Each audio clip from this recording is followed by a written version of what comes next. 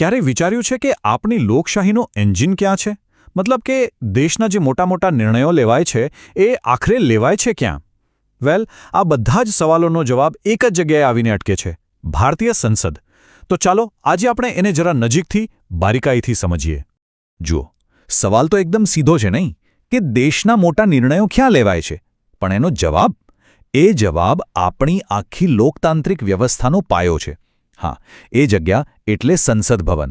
પણ એક મિનિટ, એને ખાલી એક ઇમારત સમજવાની ભૂલ ના કરતા. આ તો એ જગ્યા છે જ્યાં ભારતના ભવિષ્યની બ્લુપ્રિન્ટ તૈયાર થાય છે. તો ચાલો શરૂઆત એકદમ બેઝિકથી જ કરીએ. આખરે આ સંસદ છે શું?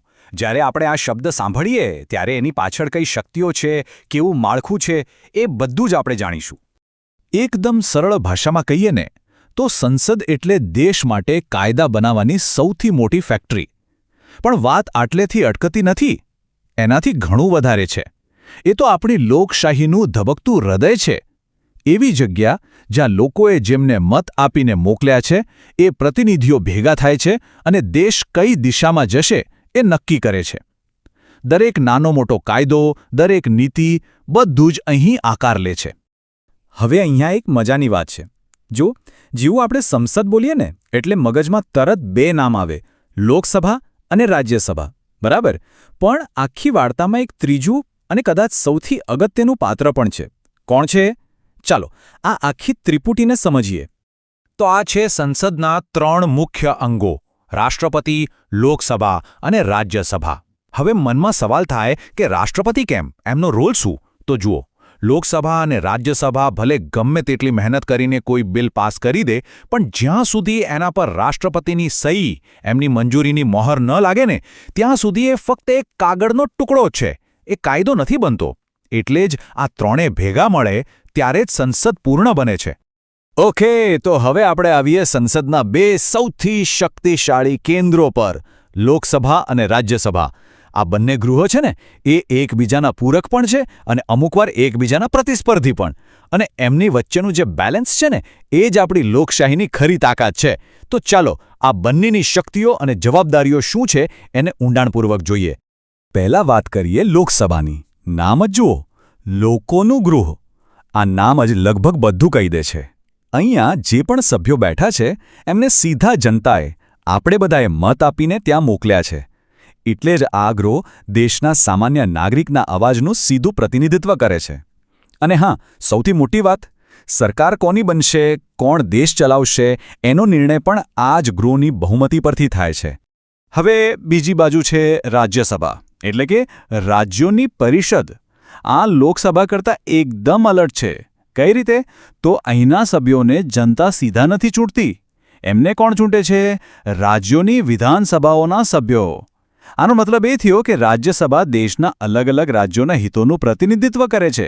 અને એની સૌથી ખાસ વાત શું છે ખબર છે? રાજ્યસભા ક્યારે ભંગ નથી થતી. એ એક કાયમી ગૃહ છે જે દેશની નીતિઓમાં એક પ્રકારની સ્થિરતા અને સાતત્ય જાળવી રાખે છે. તો ચાલો આ બંને વચ્ચેના તફાવતને ફટાફટ એક નજરમાં જોઈ લઈએ.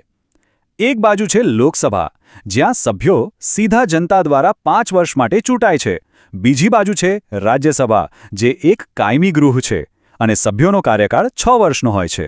પણ અહીં ખાસ ધ્યાન આપવા જેવી વાત છે એમની વિશેષ શક્તિ પર. જુઓ, દેશના પૈસાનો મામલો એટલે કે મની બિલ, એની ચાવી ફક્ત અને ફક્ત લોકસભા પાસે છે. એટલું જ નહીં, સરકારને ગબડાવી દેવાની તાકાત એટલે કે અવિશ્વાસ પ્રસ્તાવ એ પણ માત્ર લોકસભા જ લાવી શકે છે. આ બતાવે છે કે સત્તાનું સંતુલન કેટલું વિચારપૂર્વક ગોઠવવામાં આવ્યું છે. સારું, તો આપણે માળખું તો સમજ્યા, પણ સવાલ એ છે કે આટલી મોટી વ્યવસ્થા, આટલી બધી શક્તિઓ, એનું કામ શું છે? સંસદ દરરોજ કરે છે શું? એવા કયા મુખ્ય કાર્યો છે જેની સીધી અસર આપણા સૌના જીવન પર પડે છે? ચાલો એના પર એક નજર નાખીએ. જુઓ, સંસદની શક્તિ મુખ્યત્વે આ 4 સ્તંભો પર ટકેલી છે. પહેલું અને સૌથી દેખીતું કામ ધારાકીય કાર્ય, મતલબ દેશ માટે કાયદા બનાવવા. બીજું છે નાણાકીય કાર્ય, એટલે કે સરકારના બજેટને મંજૂરી આપવી, એ નક્કી કરવું કે પૈસા ક્યાં વપરાશે. ત્રીજું અને બહુ જ મહત્વનું, કાર્યકારી નિયંત્રણ. આનો અર્થ છે સરકાર પર નજર રાખવી, એમને સવાલો પૂછવા અને એમને જવાબદાર ઠેરવવા. અને ચોથું છે બંધારણીય કાર્ય, એટલે કે જરૂર પડીએ દેશના સર્વોચ્ચ કાયદા બંધારણમાં સુધારો કરવાની શક્તિ. અને હા, આ નાણાકીય શક્તિ વિશે એક વાત એકદમ ખાસ યાદ રાખવા જેવી છે. પૈસાને લગતું કોઈપણ બિલ, જેને આપણે મની બિલ કહીએ છીએ, એની શરૂઆત ફક્ત અને ફક્ત લોકસભામાં જ થઈ શકે. રાજ્યસભા એના પર ચર્ચા કરી શકે, સૂચનો આપી શકે, પણ એને રોકી ન શકે. આની પાછળનું કારણ એકદમ સીધું અને લોજિકલ છે. જનતાના પૈસાનો અંતિમ નિર્ણય એ જ ગૃહ લેશે જેણે જનતાએ સીધા ચૂંટ્યું છે. તો કાયદા બનાવવાથી માંડીને સરકારને સવાલ કરવા સુધી સંસદની દરેક પ્રવૃત્તિ એક જ વાત સાબિત કરે છે. એ ખાલી પથ્થરની ઇમારત નથી. એ તો આપણી લોકશાહીનો જીવંત ધબકતો આધારસ્તંભ છે. એ એવી જગ્યા છે જ્યાં દેશના કરોડો લોકોનો અવાજ એકસાથે ગૂંજે છે. તો આ આખી વાતનો સાર શું નીકળ્યો? ચાલો, મુખ્ય મુદ્દાઓ ફરી એકવાર જોઈ લઈએ. પહેલું, સંસદ એટલે રાષ્ટ્રપતિ, લોકસભા અને રાજ્યસભા, આ ત્રણેય. બીજું, લોકસભા એટલે લોકોની સીધી તાકાત.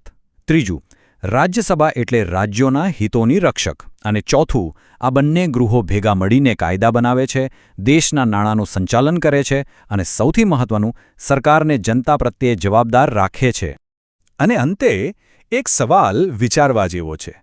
આપણે ઘણીવાર સંસદમાં તીખી ચર્ચાઓ જોઈએ છીએ, વાદ-વિવાદ જોઈએ છીએ, ક્યારેક તો હોબાળો પણ જોઈએ છીએ.